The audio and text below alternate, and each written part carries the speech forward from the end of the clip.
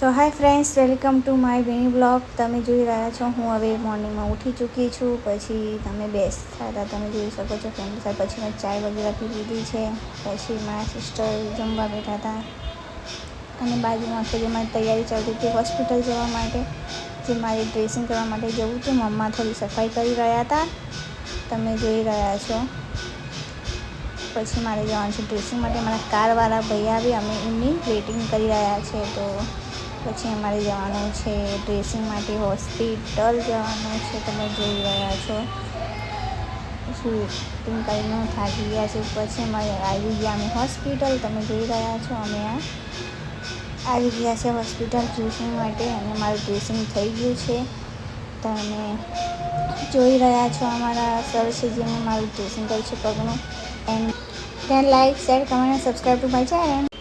Radhe Radhe, Jay Shri Krishna.